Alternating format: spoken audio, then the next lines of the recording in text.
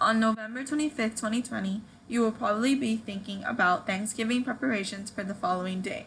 However, there are much more important things to think about on this very significant day. November 25th is deemed the International Day for the Elimination of Violence Against Women. The date was established by a resolution passed by the General Assembly of the United Nations on December 17, 1999. The resolution defined violence against women specifically as any act of gender-based violence that results in or is likely to result in physical, sexual, or psychological harm or suffering to women, including threats of such acts, coercion, or arbitrary deprivation of liberty, whether occurring in public or in private life. The origin of this date comes from the death of three important sisters in the Dominican Republic in the year 1960. But before going into the history of these sisters, it is important to know about the dictatorship that was going on during their lives. At the time, the leader of the country was Rafael Trujillo, a dictator who assumed absolute control of the nation in 1930 and held it for over 30 years. Though he is said to have improved the country in certain ways, such as with better infrastructure, he is most known for being one of the most brutal dictators Latin America has ever seen. He was extremely violent in nature. He killed anyone that came in his way or threw them into prison. He had a complete disregard for human rights, as prisons were known to torture citizens in both psychologically and physically cruel ways. Prisoners were often starved for days, put in electric chairs, and even forced to see family members tortured in front of them. As for citizens who weren't in prison, their lives were affected by a complete disregard for human rights as well, in particular the right of free speech. Trujillo's main way of maintaining absolute control over the country was by employing the military intelligence service. Led by a man named Johnny Abs Garcia, the military intelligence service was in charge of determining if anyone was anti-Trujillista, which meant that they were against the regime. This was determined by simple things such as conversations. If anyone was heard speaking bad about Trujillo, they could be imprisoned and potentially murdered. Instead, citizens were expected to adore Trujillo and almost worship him. Citizens were expected to have pictures of Trujillo hung up in their houses. They were also expected to refer to him to certain names, such as the father of the new nation, the benefactor, the chief. The shocking thing is that many citizens really did believe that Trujillo saved the country and changed their lives for the better. For the most part, all the previously mentioned things are widely known about Trujillo. However, what is not often touched on is his relationship with women. Trujillo's dictatorship is said to have been based not only on the amount of violence he committed, but also in the amount of women he was able to lay with. The dictator was very machista in nature and is said to have exemplified the tigre role in Dominican society, which refers to a man who lays with as many women as he can. It was said that when Trujillo set his eyes on the girl that he wanted, he would stop at nothing before he had her in bed with him. Trujillo's marriage was simply for show, as it was well known that he had many mistresses, and he even had officials who procured dates with women that he fancied for him. It was also known that he had a designated house where he would take women to sleep with them. It is important to note that these dates were often not consensual. Trujillo ultimately held all the power in the relationships that he had with women. In fact, when a woman did not want to sleep with Trujillo, he would oftentimes threaten her family in order to coerce her into sleeping with him.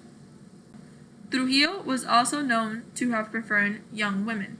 In fact, it was even known that he even preyed on schoolgirls. This meant that Trujillo, who was in his late 60s, was sleeping with young girls of the ages of 14, 15, 16, etc. It was common for parents to hide their daughters and or dress them as unattractive as they possibly could for fear that they would catch Trujillo's attention. Now that we have some context regarding the political and social atmosphere at the time, we can return to our conversation about the three sisters whose death inspired the United Nations to proclaim an International Day for the Elimination of Violence Against Women.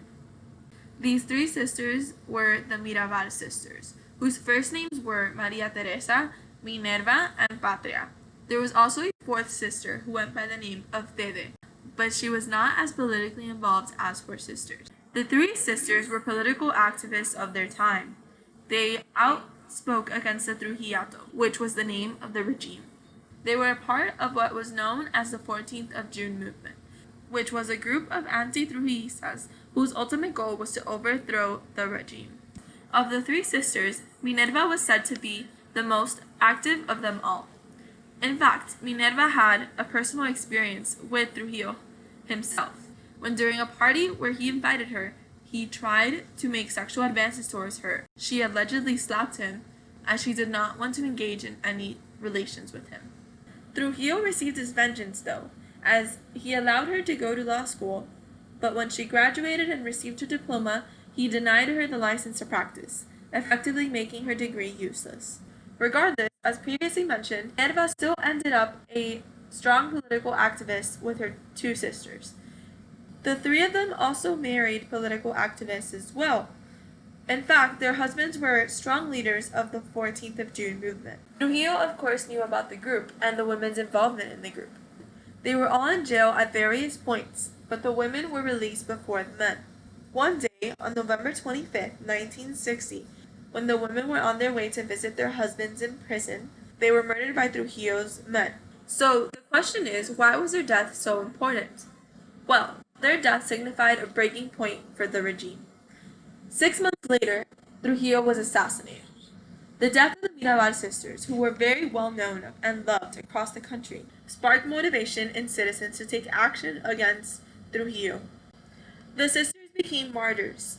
Men realized that the regime was no longer even respecting the lives of women, and they decided that it was time to end the dictatorship.